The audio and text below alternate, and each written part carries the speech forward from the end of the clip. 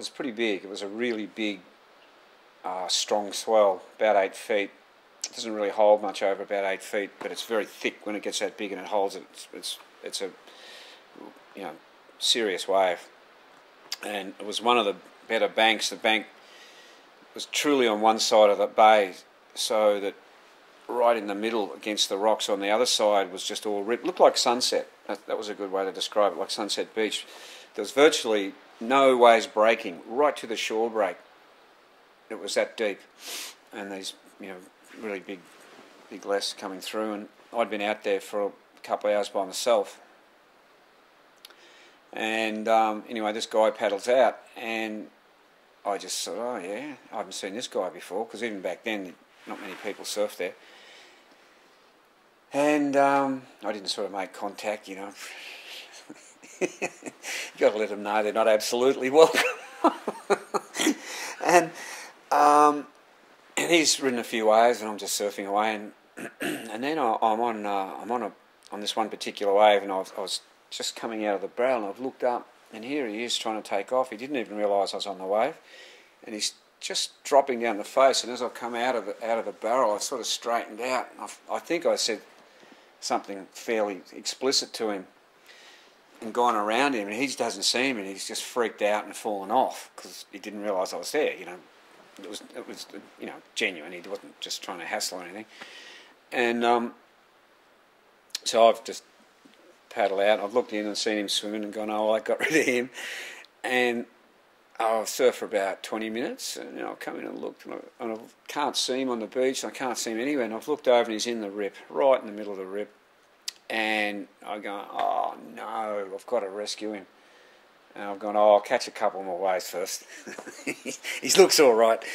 And I'll paddle out and caught a couple and come back, and I go, all right, yeah, I'll get him. And I've gone over, and he's gone. And I've gone, oh shit. And I've gone, I've actually really worried. I've gone, oh no. He looked pretty strong. And then I've looked around, and I could see him. He's out a lot further than I realised he'd be. He's out, at least 200 yards, and I can barely even see him. I can just see his hand out of the water. I think he was trying to wave for help. So that's okay. So I paddled out and grabbed him, and I put him on the back of my board. I'm on a 7.6 red swallowtail, and he's facing me, and I'm facing him. I'm on the nose facing him. I'm just talking because he's really tired. I thought, gee, I've only just got you in time. And while he's talking to me, right behind him, about from me to you guys, a shark comes up really silently, just like this, just pokes its head up. And it's about that far out of the water at least. And it just comes up with a really massive big eye, and it's just looking at us. But it's right behind, or just a bit to the side, but right behind John, and I'm just looking at it going, oh no. And it's obviously a white pointer, because they're the only sharks I know that do that, or the only experience I've had. And it's a massive thing. It's huge, big, round.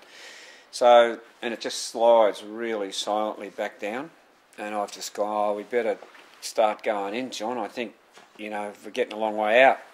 I didn't tell him anything. I didn't change my demeanour or anything. And I said, just paddle with me, but I know you're tired. Just paddle in sync. Just paddle. Don't put any energy into it unless you feel strong, because we got to get across to that, over to the other side near the rocks, because the rip's running a lot stronger there. And I don't want to take you into the break, because if we lose the board, you're going to be in trouble. So, and what I was actually thinking was, there's never been a recorded shark attack in seaweed. I don't know if that means the guy got swallowed whole and we just never hear about it. But over on that side at Castles in those years, there was massive seaweed used to grow up and then float on the surface and run along, really long, big, thick bull kelp. And so we're crossing the channel, diagonally across to get out of it, but trying to aim in a bit.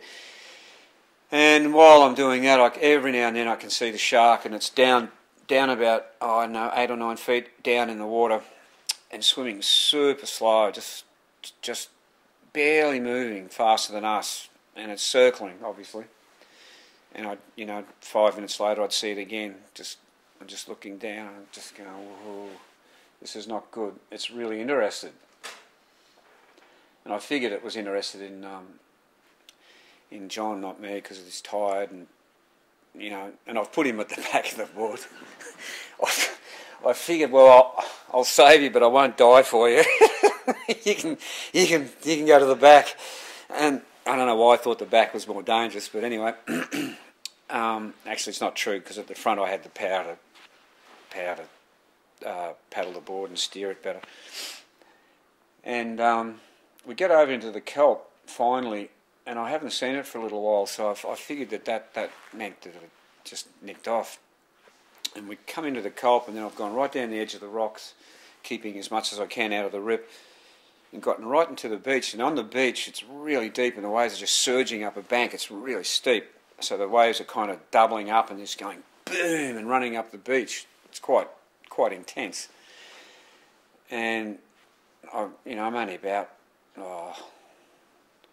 30 feet, 40 feet off the beach, something like that, not far. And I've looked around trying to time a surge as a wave break, because it's a real thump. It's going to nail us.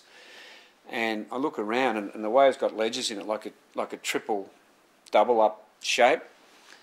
And the shark is coming down this wave on its side, and I can see it just so clearly. Its eyes white. It means it's going to bite. Its mouth, it's just a bit open, not totally open, bit open, just going like a rocket straight at us.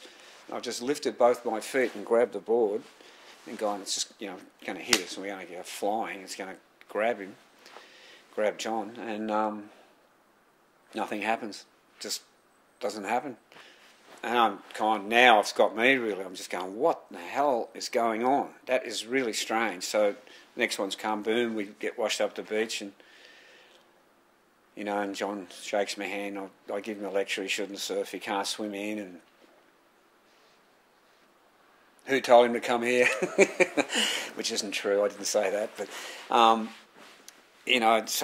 told him, I said, John, you shouldn't do this. This is not, if you can't get in that situation, you really shouldn't be surfing here. If I wasn't out there, you're gone. And never told him about the shark, he just walked off, and he looked that thankful and that depleted that I just went, what's the point? And I sat on the top of this really steep sand for a while just with my board and thought about it all. And it was sort of surreal. It didn't seem like it had happened. And then I went, stuff it. And I just went back out. And about an hour later, 5 of my mates had been sitting up in the hill, and I didn't know it. I was sitting up, we had a secret little spot in the sand dunes where you could sit. No one knew you there. And they've all paddled out and gone, you got no idea what, you should have seen what happened to you, and you could have died, and on and on. I said, the shark? And they're going, what, you saw it? I said, yeah, how could I not? And they're going, you went back out. And I said, well, didn't bite. And they told me that they watched the whole thing, and it's circling, and when I got into the seaweed and I got in close, it disappeared. They couldn't see it. And then suddenly it surfaced out about 300 yards or more, just came up to the surface, and then just swam straight at the beach, straight at us from way out. Just went down a little bit, wasn't breaking the water anymore, and they could watch it like a torpedo, super fast, and went right onto his feet and turned at right angles and swam out to sea at the same speed.